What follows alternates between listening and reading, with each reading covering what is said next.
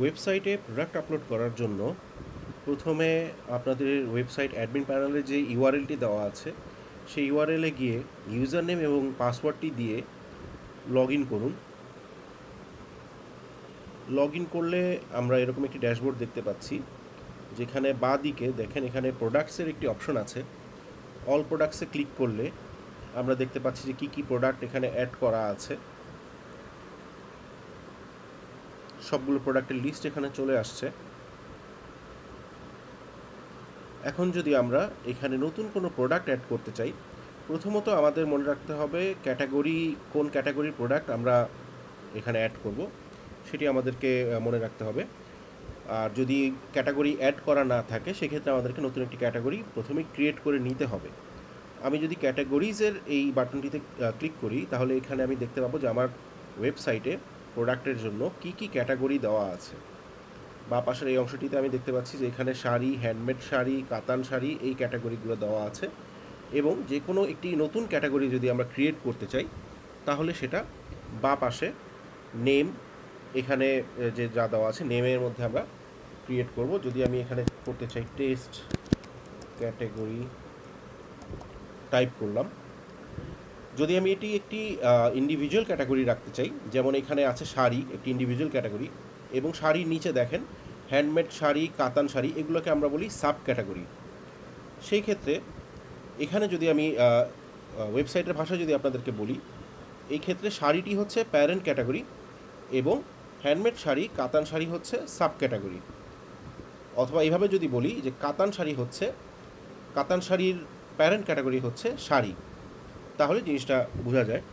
আমরা যদি এখন একটি প্যারেন্ট ক্যাটাগরি করতে চাই সেক্ষেত্রে আমরা এখানে প্যারেন্ট ক্যাটাগরি নান দিয়ে রাখবো। আর যদি আমরা কাতান শাড়ি বা হ্যান্ডমেড শাড়ির মতো একটি সাব ক্যাটাগরি করতে চাই তাহলে প্যারেন্ট ক্যাটাগরির এই ড্রপডাউন মেনু থেকে আমরা সিলেক্ট করে দিব শাড়ি। তাহলে এটি টেস্ট ক্যাটাগরিটি শাড়ির আন্ডারে একটি সাব ক্যাটাগরি হয়ে যাবে। আমরা চাইলে এখানে একটি থাম্বনেইল আপলোড করতে পারি। আমি আপাতত আপলোড করছি না। অ্যাড নিউ ক্যাটাগরিতে ক্লিক করলে দেখেন এখানে অটোমেটিকলি টেস্ট ক্যাটাগরি নামে একটি নতুন ক্যাটাগরি ক্রিয়েট হয়ে গিয়েছে। আমরা এখন চাইলে এখানে এটিকে ডিফল্ট ক্যাটাগরি করতে পারি। এখানে কোনো ইনফরমেশন এডিট করতে চাইলে সেটাও এডিট করে করতে পারি।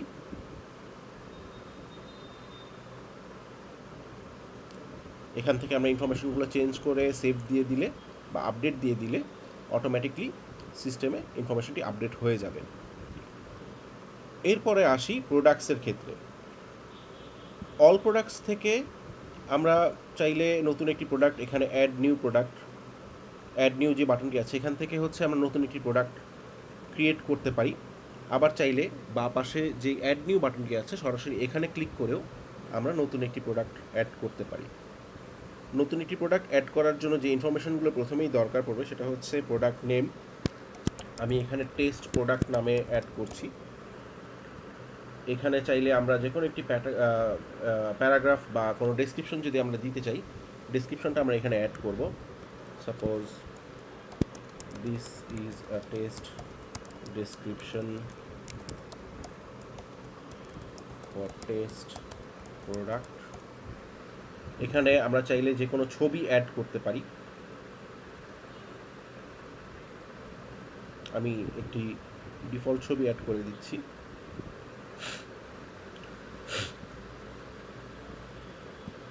এটি প্যারাগ্রাফের মধ্যে শো করবে। চাইলে আমরা এটিকে এখান থেকেই সেন্টার বা অ্যালাইনমেন্ট চেঞ্জ করে পোস্টের প্রয়োজন অনুযায়ী সাজিয়ে নিতে পারবো। একটু নিচে যদি আসি আমি, তাহলে আছে হচ্ছে রেগুলার প্রাইস এবং সেল প্রাইস।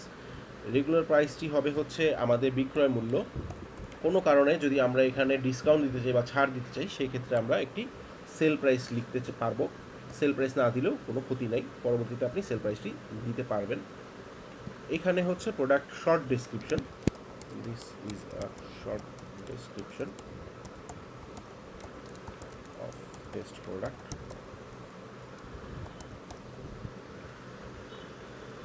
ডান দিকে যদি দেখেন এখানে হচ্ছে প্রোডাক্ট ইমেজ।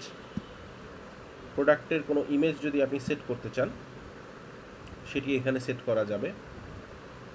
এরপর হচ্ছে add product gallery image. Gallery অবস্থায় বা গ্যালারির মতো করে যেই ছবিগুলো, কয়েকটা ছবি একসাথে দেখায়, সেই ছবিগুলো আপনি চাইলে এখান থেকে একসাথে সিলেক্ট করতে পারবেন, বা এখান থেকে চাইলে আপলোড ফাইলসে গিয়ে নতুন করে ফাইলটি আপলোড করে নিতে পারবেন। আমি যেমন আগের বার করেছিলাম, এরকম করে আমরা নতুন করে আপলোড করে নিতে পারবো। আমি এখন কোনো কিছু আপলোড করলাম না, মিডিয়া থেকেই আমি এই কয়েকটি ফাইল গ্যালারিতে অ্যাড করে নিলাম। এরপর আসতেছে প্রোডাক্ট ক্যাটাগরিজ। ক্যাটাগরিজ আমি যদি টেস্ট ক্যাটাগরি সিলেক্ট করি, তাহলে এটি থাকতেছে শাড়ি ক্যাটাগরির আন্ডারে, টেস্ট ক্যাটাগরি সাব ক্যাটাগরির আন্ডারে। এরপর আর কিছু করা লাগবে না। আমরা উপরে এসে পাবলিশে যদি ক্লিক করি, প্রোডাক্টটি পাবলিশ হয়ে যাবে। যদি আমাদের প্রোডাক্টের যেই আপলোডিংটা, এটা দেখতে ইচ্ছে হয় যে আমাদের প্রোডাক্টটি এখন ওয়েবসাইটে কীরকম দেখা যাবে, সেটি যদি আমরা দেখতে চাই, তাহলে প্রিভিউতে আমরা ক্লিক করব। প্রিভিউতে ক্লিক করলে এই যে দেখতে পাচ্ছেন টেস্ট প্রোডাক্ট, প্রাইস দেওয়া আছে 1500, ইন স্টক, ক্যাটাগরি হচ্ছে টেস্ট ক্যাটাগরি, ছবি এখানে দেওয়া আছে। আর এই যে দেখেন গ্যালারি যে ইমেজগুলো আমি যেগুলো সিলেক্ট করেছি সেগুলো একসাথে চলে আসছে। যদি আমি চাই যে না, আমরা হচ্ছে এখনই এটাকে আপলোড করব না, আমরা এটাকে ড্রাফট হিসেবে রাখবো এবং পরবর্তীতে চাইলে আপনি এটাকে এডিট করে আপলোড করবেন, সেটাও আপনি করতে পারবেন সেভ ড্রাফট করে। প্রোডাক্টটি তখন পাবলিশ হবে না, শুধু ড্রাফট হিসেবে রয়ে যাবে। আর যদি আমি এটি সরাসরি পাবলিশ করে দিই, তাহলে প্রোডাক্টটি পাবলিশ হয়ে গিয়েছে। এখন আপনি চাইলে প্রোডাক্টটি এই লিঙ্কের মাধ্যমে দেখতে পারবেন যে এটি আপনার ওয়েবসাইটে কোন পেজে আছে, বা ওয়েবসাইটে আপনার এটি হচ্ছে প্রোডাক্টের লিঙ্ক। যদি টেস্ট ক্যাটাগরিতে চাই, এই অবস্থায় দেখাচ্ছে।